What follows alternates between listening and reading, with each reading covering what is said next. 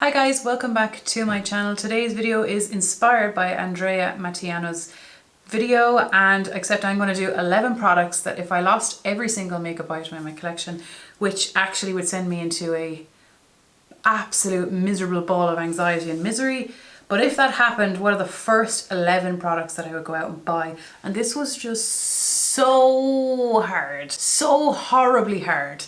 But if you're interested in seeing what I picked, then just keep watching.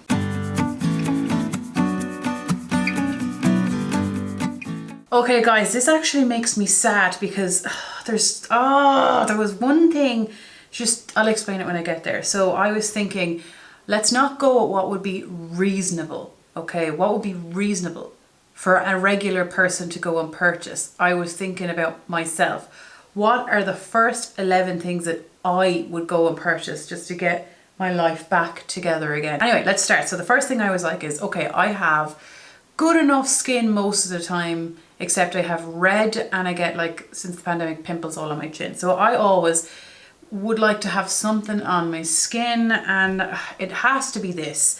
And it hurt my soul because I was struggling like, because this is a matter of formula, but it does day, it does night, and it does long hours. Even though it's not the prettiest on my skin, it just always is a sturdy one.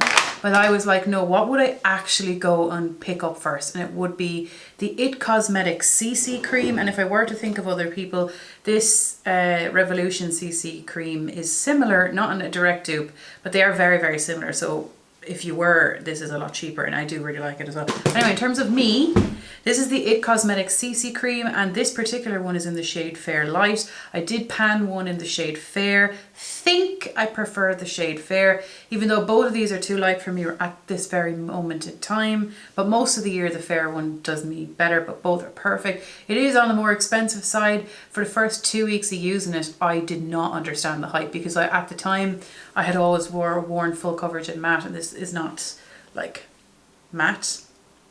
So I really like this one, but this is definitely something I would wear. It smells nice. If you're not into fragrance, like, it's not an overpowering one in my opinion, but I love this. And it is fuller, it is a bit thicker, it's creamy, liquidy. It's not like a matte where it's stiffer. This is more liquidy, but I just like the finish it gives to my skin, and it does last me a decent amount of time. It does first come off on my chin and my nose, pretty much like everything, but this is certainly one of the first things I'd go and get. Product number 2 is also something I just couldn't skip on, and that's concealer, because as soon as I do my foundation, my under eye darkness is more prominent. And I know I only bought this one this year, but I was struggling between these two and it hurt me, but ultimately I went down with this e.l.f. one. This is the Flawless Concealer. Mine is in the shade Fair Rose. I think this is also a bit light as well, but I actually really like it. It is my cheapest. I think it's my cheapest concealer, which is saying something, but I'm really liking this. I loved the collection one that I finished last year, but I haven't repurchased that at the moment.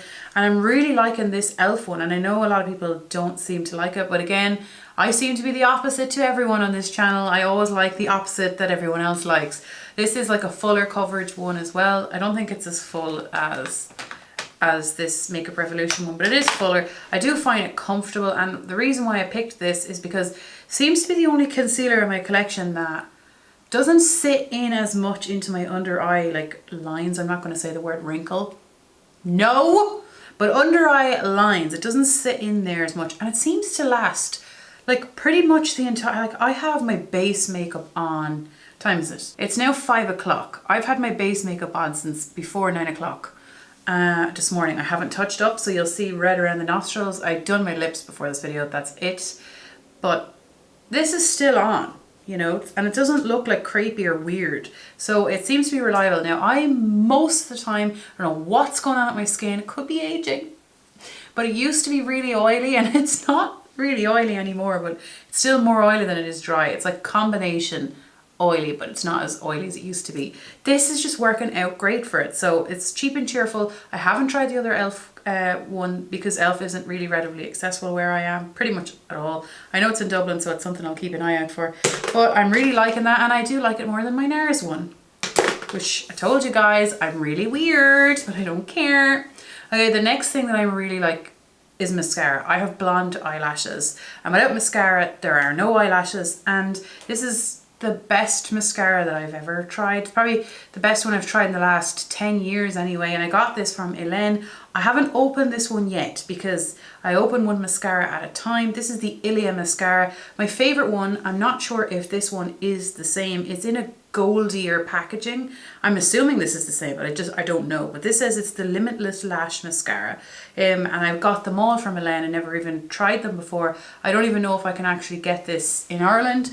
I believe Space NK may have it, not in store but online.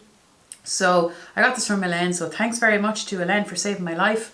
I have hooded eyes, if you haven't already guessed. Pretty much most mascaras will go up onto my lid. Also, I don't curl my eyelashes because I'm too lazy to do that. I just can't be bothered. I don't care enough to do that.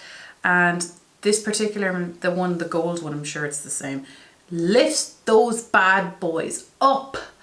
Does not go anywhere, and it just gives your eyelashes length and volume. And what I find really weird is, I don't know if this happens to anyone else, but you could wear the same mascara 10 days in a row if you're me, right? And today, oh, my eyelashes look really nice. Then tomorrow, it's okay. And then the following day I could have a really nice lash day for no reason at all. However, with the Ilia mascara, it was like every day was the nice day. So this is like definitely the first mascara I go get if I can go get it, because it's my favorite one that I've used. Before that, it was at a Maybelline one or a Rimmel one. Then after that, what's like really important to my face is bronzer. And I think that this is mostly because of my weight, personally, and how fair I am. So I find that it just gives me some shape and structure to my face without being like a blob, and also not so flat, because most of the time I'm really pale. And my favorite bronzer, and out of all the bronzers I've tried, this just is my favorite one. It's the Butter Bronzer. It is the only bronzer that I've panned almost to completion without even trying. And I project pan all the time. So I managed to almost pan an entire bronzer, and then I subsequently finished it by panning while I was panning other things. So this particular one is in the shade Light Bronzer. This is too fair for me at the moment. It is a yellow undertone. I use the darker one at the moment. I love this. Now, it is heavily fragranced, and I know from a friend of mine who purchased it in the newer packaging at the moment, it may be even more fragrance than this. So maybe leave it open for a couple of days. But if you don't like smell, or if you get migraines from smell, it is something that will do that to your head. It'll hurt it because it is pretty strong. My smell is just messed up. I love this. This is a kind of a satin finish. It is not like shimmery, and it's not matte. It's beautiful. It's just so beautiful, and I love it. And it's so affordable, and I prefer it to my higher end bronzers. And I don't know, is there something weird about me, but most bronzers to me, just pretend I like the color. It's a grand color. It's hard for me to not like it unless it's orange. So it could be cheap, it could be expensive, it could be anything. I'm just like, oh, that works perfect. And that's why I find it hard to declutter bronzers unless the bronzer color is way off, because it's just all pretty much the same. I don't ever find something majorly different between formulas normally. However, this is the only one I was like, whoa, I like you a lot. I like you a lot. So that's something that will I've repurchased, obviously, and I bought like 3 of them. Then after that, what have I here? Ooh. Okay, so highlighter, a trick. This is one compact. It is one purchase, so I counted it as one product because you couldn't buy one side without the other. This is the Pixi by Petra highlighter, Glowy Gossamer Doer in Subtle Sunrise. I would have picked probably Champagne Pop, would I have? However, that's going to be gone soon. But the main reason I picked this is not because of that, is because it has 2 of my favorite shades in it.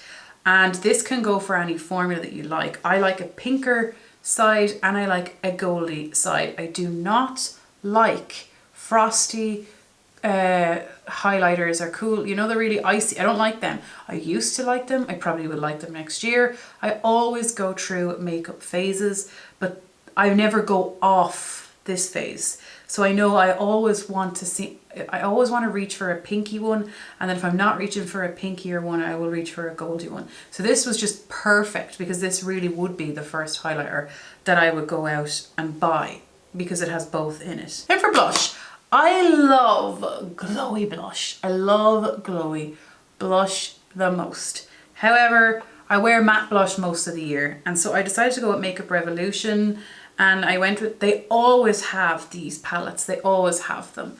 And I don't actually own, would you believe I don't own these shades in singles?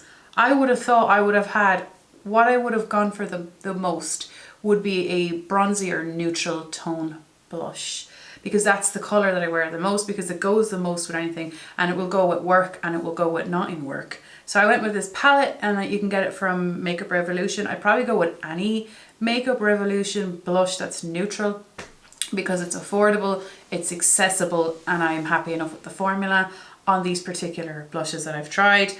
I always find them good, and I love this particular palette, and I think they're like 10 to 14 euros, and there's 2, 4, 6, 8 products in it. But what I mean to say is I would go with a neutral blush from Makeup Revolution, like probably a bronzery colour or a peach one. Even though I love other blushes more than this, I love my cream blushes more than this, but I can't tell you if my cream blush is going to be a phase or not. This is the most reliable thing that I really would get first, because it's something I use consistently for all of my makeup life, is a neutrally bronzer or neutral tone blush. I always use it. It always brightens up my face a bit, and I love it. Then for lips, this is a concoction, okay? And this concoction has actually been cultivated, with the exception of one product, for like a decade. I seem to have zero comfort zone outside of this set of products or colour tone, and I couldn't leave out any of them. So there's an unusual number of products here that I had to give to this category, and it's lips. But I just had to, okay? Because I always wear it. If in doubt on what to do, this is what I do. The first lip product is this lip liner, and this is the first product that I picked out of the 10, surprisingly. A lot of people that I watch don't wear lip liner anymore. They don't find a use for it. However, I find that I have an uneven lip line, and I don't feel comfortable without one if I'm doing a makeup look, because I always find that my lip line is just uneven, and I find that I have a bigger top lip. I have a bigger bottom lip to my top lip, so it doesn't, once I have makeup on, it doesn't look defined. I have found this when I was a teenager in Boots, and it is the Rimmel Sharpenable Pencil Lip Liner. I need to sharpen it in the shade Cappucino. I'd say I've had 10 of these, 10 or more. I've gone through so many of these. Sharpenable lip pencils are my favorite over retractable. I just prefer them. I prefer a drier lip pencil than a creamy one, because I find it doesn't move. And this is just perfect. I like MAC lip pencils as well. I have NYX ones as well, but this is one that wins all of the time, every time. It's been a favorite since I was about, what, 14? I'm now 28, 29 in July. I just don't seem to stray. I always come back. This is the one lip product that I never look back on myself and go, oh, like Dream Matte Mousse, I look back on and I go, oh. This is just something that's always there, and it hopefully always will be. It's just the old reliable. Then the next thing, I'd say these products have been in my, not these particular ones, these are repurchases, but these two combination of lip products, I think is 2016 or 15. But these colours have been colours I've worn since the get-go, only I wore them with NYX. So these two are liquid lipsticks, but more so the shades, but these two are ones I've actually repurchased now 3 times. So I'm going with these, but I always wore a dark brownie nude lipstick, and this is the Sandstorm shade in the NYX Liquid Suede lip balm. Yeah, the NYX Liquid Suede. Now these are really drying, okay, I know that, but I used to wear one of their bullet lipsticks, as long as it's a nude dark brown, but this is the first one I'd probably go and buy, to be quite honest with you. I wear that with the lip liner, and then what I had always worn over top is this particular one for years, and this is the Pillow Talk. The writing has rubbed off, but it's the Tarteist lip paint, and I wear that in the middle, I think even before it was popular, because I was trying to make it more wearable for where I was going. Makes your lips look way bigger, and I always finish it with a nude gloss, but my favorite nude gloss at the moment, I only got this, okay, so by no means, but like the color, this is the Be Perfect Baby Girl one, and I just love this color, like this kind of a color look, you know, like a nude gloss. I always wear that. I also always wear a clear gloss, but that's the combination I wore. And before these two, I wore the exact same colors in bullet form, but I always wear those wherever I'm going. If I want to make sure that I'm happy with how I look, those are the ones I always wear. Then eyeshadow, God, this was so hard. This was horrible.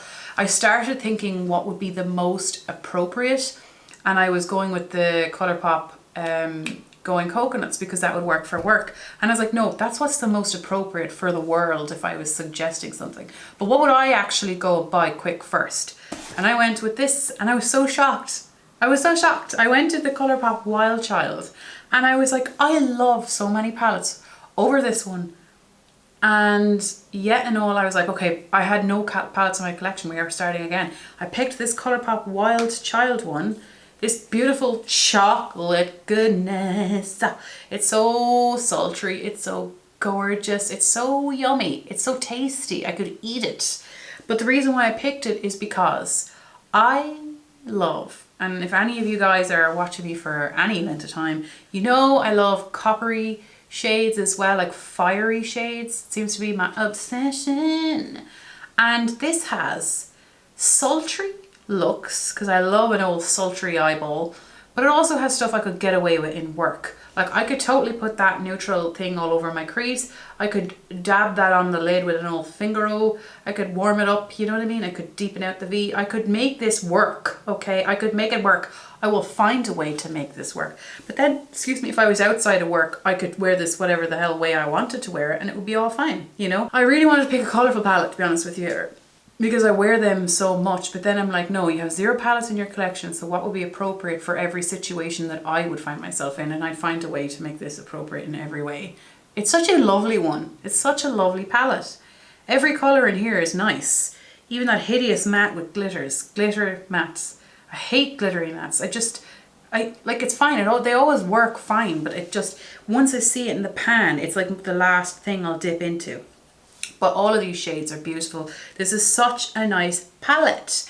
But definitely the one that I know for a fact are the lip products, because they're ones I have repurchased over and over and over. They're ones that I always wear in situations, like I've worn them to weddings, I've worn them to random award ceremonies, I've even worn them, they're always such a staple, and it doesn't have to be in liquid lip. It was just a bullet, dark and light, and I always paired it with a nude gloss or even a clear gloss, but it was just always those lip products. I couldn't not. They were the first things that I picked because I knew for a fact, because I had no makeup before, they were the first products I bought. When they ran out, I went and bought them again. So I know for a fact with those ones. And then the mascara was something I obviously was getting anxiety for when I finished, but Elaine kindly sent them to me again. Thank you so much, Elaine. But anyway, that is harder. When you read this title, if you did watch it, like I read Andrea Matillano's, I was like, oh, that's interesting. But actually stop for a second, go into your makeup bag and actually, or wherever you store your makeup, try pick out 10 or 11 in my case, because I couldn't. Try and pick them out if your collection is bigger or smaller, I don't know. It's so hard. It is hard. Anyway, if you've watched this, thank you so much for taking the time. I hope to see you in the next one. I hope your week is going well as well. Thanks for watching. I'll see you the next time. Take care. Bye.